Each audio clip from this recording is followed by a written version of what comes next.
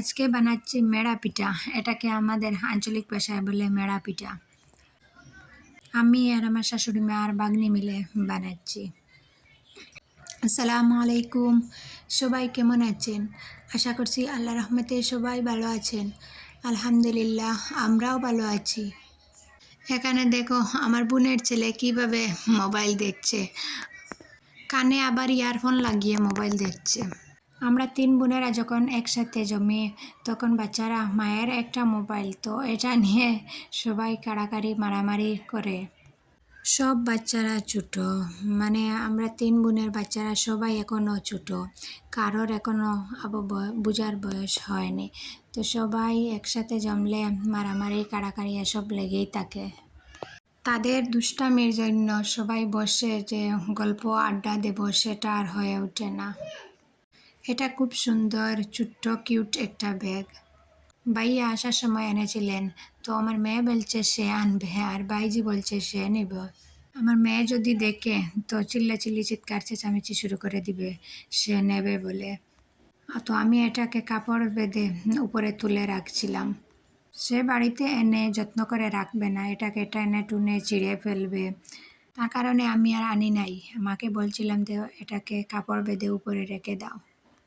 বাবার বাড়িতে গিয়েছিলাম শনিবার বিকেলবেলা, আর আবার চলেও এসেছি রবিবার বিকেলবেলা। তো রাত্রিবেলা আসার সময় ভাত খেয়ে তারপরে এসেছি। তো আসার পর বিকেলবেলা আমার হাজব্যান্ড আসার সময় শরবত এনেছিলেন, তো আমার বাগ্নিকে সাজিয়ে দিয়েছিলাম। তো পরের দিন সকালবেলা ম্যাগি রান্না করে খেলাম।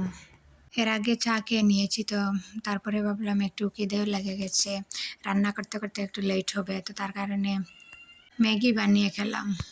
ম্যাগি আমি বেশিরভাগ এইভাবে রান্না করি। প্রথমে ম্যাগিটা সিদ্ধ করে নিই, তারপরে টমেটো, পেঁয়াজ, ডিম, ম্যাগি মশলা একসাথে মেখে তারপরে তেলে দিয়ে কিছুক্ষণ নেড়ে চেড়ে তারপরে আবার ম্যাগিটা দিয়ে দিই।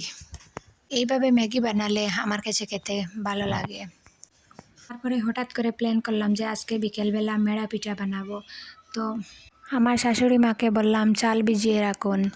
আমার বড় ভাগ্নিও এসেছে আজ, বেশ কয়েকদিন পর ও আমাদের বাড়িতে এসেছে। আসলে পড়াশোনার চাপেও আসতে পারে না।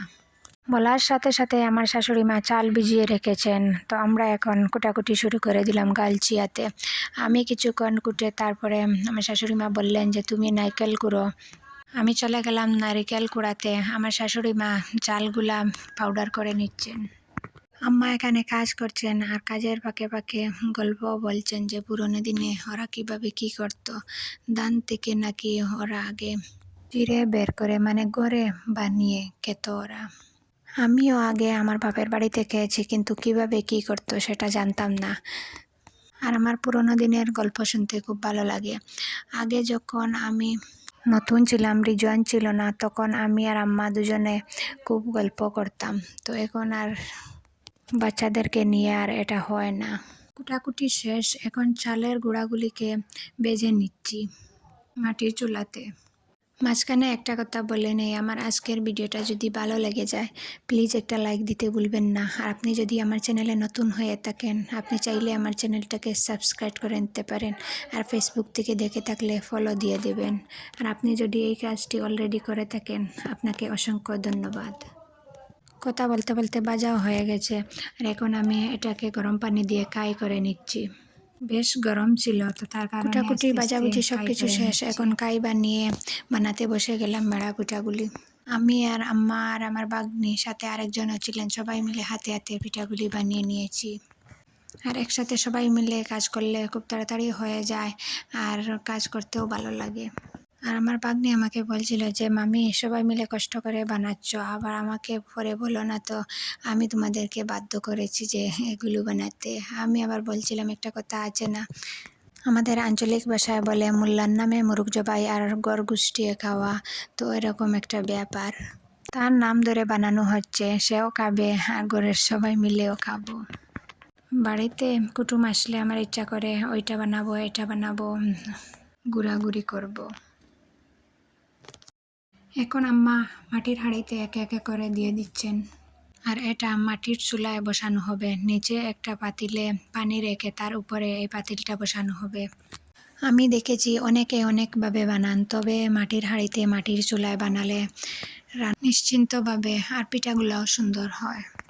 এই পিঠাটা খেতে গেলে অনেক পরিশ্রম করা লাগে। আমরা সেই বিকাল থেকে কষ্ট করে যাচ্ছি, আর এখন রাত্রি 9টা বেজে গেছে। পিঠাগুলা বানানো শেষ করে তারপরে রান্না করছি। যাই খাই না কেন, আমাদের বাঙালির ভাত না হলে কি চলে? দেখো, সবগুলা পিঠা বানানো হয়ে গেছে, এখন একটা ভেঙে দেখাচ্ছি। তো আমার আজকের ভিডিওটা এই পর্যন্ত। সবার সুস্বাস্থ্য কামনা করে আপনাদের কাছ থেকে বিদায় নিয়ে নিচ্ছি। আল্লাহ হাফিজ। আসসালামু আলাইকুম।